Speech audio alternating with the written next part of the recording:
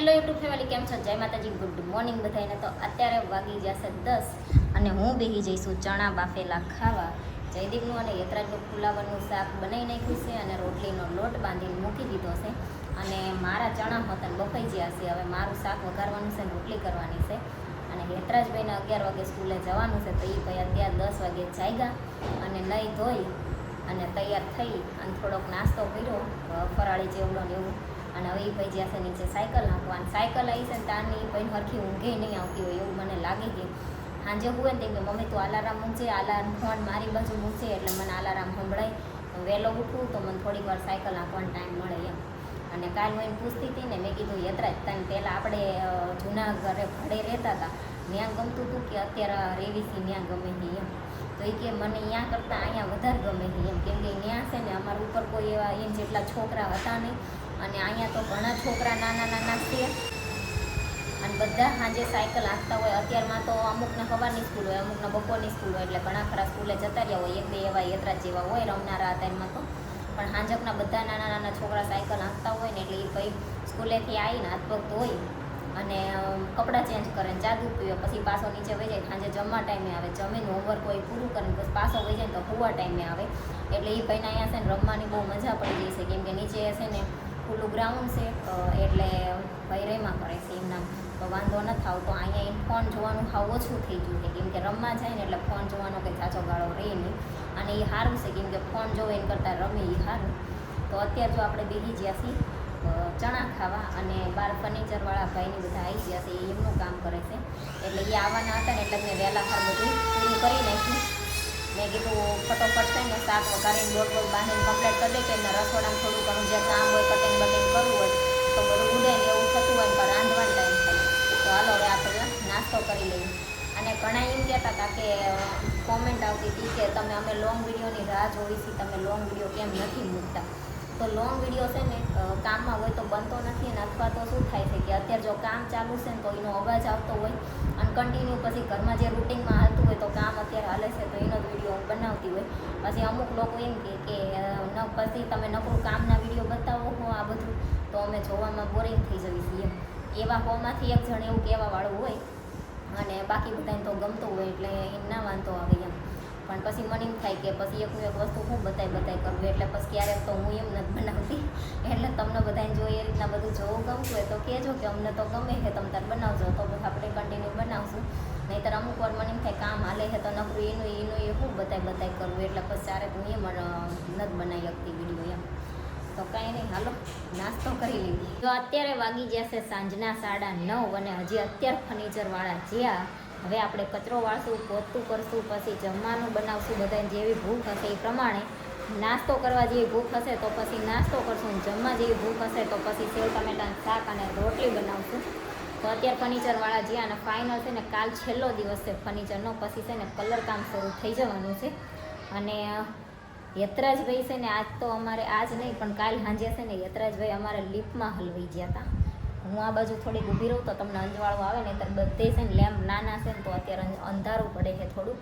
એટલે તો કાલ છે ને એને અમે અહીંયા રહેવા આવ્યા ને ત્યારથી એમ કહેતા હતા કે હું કે તાર પપ્પા હારે હોય ને તો જ તે તારે છે ને લિફ્ટમાં આવવાનું, નહીંતર તારે લિફ્ટમાં આવવાનું નહીં એકલા કોઈ દિવસ.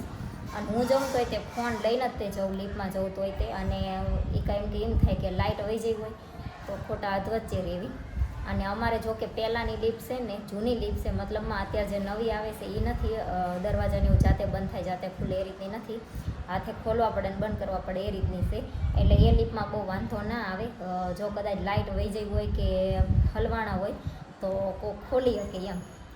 તો એ ભાઈને છે ને અમે ના પાડવી, તો એ આટલા દિવસથી અમે 17-18 દિવસથી આવ્યા છીએ ત્યાં સુધી કોઈ દિવસ લિફ્ટમાં આવ્યો જ નથી. દાદર ચડી જાય ઉતરી જાય. કાલ સાંજે હું પૂછ્યું કોને ખબર, તો એ ભાઈ છે ને લિફ્ટમાં આવ્યા અને અમારા માળ આવવાની થોડીક વાર હતી ને તો એને એવી ખબર ના પડે કે અવાજ થાય પછી હું દરવાજો ખોલું એમ. એને એમ કે આવી ગયું, તો એ ભાઈ છે ને દરવાજો થોડોક ખોલી નાખ્યો એટલે લિફ્ટ છે ને ત્યાં બંધ થઈ જાય. એટલે એ ભાઈને લિફ્ટ ઉપર આવી નહીં ને બીજો દરવાજો પછી એનાથી ખુલ્લો ને, એટલે એ રાયડું પાડવા માંડ્યો, મમ્મી મમ્મી એ કે. તો જયદીપ બહાર જઈને જોતા હતા, એ કે ચા બોલે છે એમ. તો એ કે હું લિફ્ટમાં સુઈ કે લિફ્ટ ખુલતી નથી. પછી જયદીપે નીચેવાળા છે એમના ફ્રેન્ડ એમને ફોન કર્યો, એ કે યતરાજ લિફ્ટમાં હલવાનો છે એમ. તો એ કે નીચે પ્રમુખ છે ને એમના ઘરે તમે કહો એ ખોલી દેશે. પછી હું નીચે કહેવા જઈ, પછી માસી હરિયો લઈને આવ્યા, પણ દરવાજો છે ને યત્રાજી અગાઉ થોડોક ખુલ્લો હતો એટલે થોડોક નીચો હતો, અને બહારનો તો બરોબર હોય તો જ ખુલ્લે, એટલે ખુલ્યું નહીં. પછી લિફ્ટને ત્રીજા માળે બોલાવી અને અહીંયાથી ખુલ્લી ગયું. પછી ભાઈ નીચે આવ્યા, અને જયદીપ તો કહેતા હતા કે ના એવું થાય ને તો કે બાયણું ખેંચી નાખવી, કાલ પાછું રિપેર કરાવી દઈશું એમ. પણ આ લિફ્ટમાં છે ને અંદરના બહાર જાળી જેવું આવે, અને અંદર પંખો લાઇટ ચાલુ હોય, એટલે અંદરવાળાને બહારનું બધું દેખાય, બહારવાળાને અંદરનું દેખાય, એટલે બહુ વાંધો ના આવે. નહીંતર તો ઓલી પેક લિફ્ટ હોય ને તો હલવાઈ જ્યાં હોય ને તો થોડુંક કેવરાવે એમ. એટલે પછી કાલે તે અમે કહી દીધું કે હું તાર પપ્પા હારે હોય તો જ તે તાર લિફ્ટમાં આવવાનું, નહીંતર તારે લિફ્ટમાં આવવાનું નહીં. એટલે હવે તો એ ભાઈ લિફ્ટથી બી જશે, હવે તો લિફ્ટમાં નથી જતો. અને આજ છે ને સાયકલ લઈને નીચે હમણાં હાંજકના જો ને તારે અમારા સોનલ ભાભીની બેહવા આવ્યા હતા, મતલબ અહીંથી નીકળ્યા હતા ને તો કે આંટો મારતા જાય એમ. તો એ આવ્યા હતા, તો હું ચા બનાવતી હતી, એ ભાઈ નીચે સાયકલ આંકવા ગયા હતા. તો કોકના ઘરે મહેમાન આવ્યો છે ને તો બધા અહીંયા સુરતમાં ફ્લેટમાં નિયમ જ હોય છે કે જે મકાન માલિક હોય ને એનું પાર્કિંગ ફ્લેટની નીચે હોય, મહેમાન કોક આવે ને એનું બહારની સાઈડ કે અંદરની સાઈડ પણ બીજે હોય એમ. તો કોકના ઘરે કોક મહેમાન આવ્યો છે એને સામે ગાડી મૂકી છે ને ત્યાં ભાઈએ સાયકલ છે ને સીધી ત્યાં જઈને અડાડી દીધી, અને સાઈડ લાઇટ તોડી નાખી, અને થોડું કંઈક બીજું તોડી નાખ્યું હોય છે. પછી નીચે વોચમેન કાકા એમ કીધું નહીં કે તો ધીમે આંકતો હોય તો એમ. તો પછી ઉપર આવી મને કહેશે કે મમ્મી કે ઓલા દાદા મને ખીજાણા તું હાયલી કે. પછી જયદીપે હતા તે હું જઈ નીચે, મેં કીધું શું થયું? તો એ કહે કે હા મેં ઓલી ગાડી પડી છે, ગાડી નવી જ હતી ને ભાઈ સાઈડ લાઇટ તોડી નાખી હતી. મેં કીધું કાંઈ નહીં, જો એવડા ભાઈને મેં કીધું એમ કે આ કોને તોડી છે, શું થયું તું એમ. તો મેં કીધું જયદીપ ઘરે જ છે તો બોલાવજો. એ ભાઈને બીજી સાઈડ લાઈટ મેં કીધું નખાવરાઈ દઈશું એમ, કેમ કે યત્રા જે નુકસાન કર્યું હતું એટલે એ તો આપણે સરખું કરાવી દેવું પડે એમને કહેતો એમ. એટલે મેં કીધું જો એમને કદાચ કે આ કોને તોડ્યું, શું થયું હતું, તો મેં કીધું એમ પપ્પાને બોલાવજો, આવશે ને સરખું કરાવી દઈશે એમ. એટલે એ ભાઈની છે ને આજે એક દિવસમાં એ 2 કમ્પ્લેન આવી. અને પછી હું નીચે ઉતરી, હમણાં શાકભાજીવાળા આવ્યા હતા તે તો મને 2 જણાએ કીધું તમારા છોકરાએ આમ કર્યું, તમારા છોકરાએ આમ કર્યું. એટલે જ મેં કીધું તારે અમને નીચે જાય એવા રાખવાના છે કે નથી રાખવાના? કોઈ કહે છે કે જો હજી તો આયા જ છે, તારે એના છોકરાએ ચાલુ કરી દીધો. તો હાલો હવે અત્યારે છે ને જો ફર્નિચરવાળા જ્યાં હવે કાલ લાસ્ટ દિવસ છે ફર્નિચરનો, અને પરમ દિવસથી આવવાના છે કલરવાળા છે ને લગભગ 4-5 દિવસથી કહે છે, પણ ફર્નિચરનું પૂરું ના થાય તો સુધી ચીમ બોલાવા. તો કાલ તો આવવાના હતા, એમનો સામાન મૂકી જ્યાં છે, ટેબલ ને એ બધું ડોલ ને કપડાં બધું મૂકી જ્યાં છે. એ કે કાલ આવશું. પછી ફર્નિચરવાળા એમ કીધું કે કાલ અમારો છેલ્લો દિવસ છે તો કાલનો દિવસ તમે રહેવા દો, પરમ દિવસે કે બોલાવજો. એટલે પછી હવે એમને પરમ દિવસનું કીધું, નહીંતર તો એ કાલે આવવાના જ હતા. પણ પછી ફર્નિચરવાળાને કલરવાળાને ભેગા થાય તો બધી વસ્તુ જેટલી ફેરવા કરવી. અને ઘણાયનું કેવું એમ હતું કે તમે બધું કામ પૂરું થઈ ગયું પછી પૂરું થાય પછી રહેવા જ્યાં હો, તો અત્યારે અગાઉ તો હું લેવા રહેવા વહી જાય એમ. તો અત્યારે છે ને અમને રહેવામાં થોડો પ્રોબ્લેમ થાય. અત્યારે આખો દિવસ કામ કરવું, કંઈક જવું આ તે એ થોડો પ્રોબ્લેમ થાય. પણ આપણે હાજર હોય ને તો આપણને જેવું કામ ગમે ને એવું થાય. ઓલું તો પછી ત્યાંથી અમે સવારને સાંજ 2 આટા ખાઈ હતી, અને એમને જે કામ કરવું હોય એ કરીને વહી ગયા હોય. પછી તોડફોડ કરવું ને એવું કરવું, એમ કરતાં આપણે હાજર હોય ને તો આપણને જેવું ગમે ને એ રીતનું આપણને કરી દે એમ.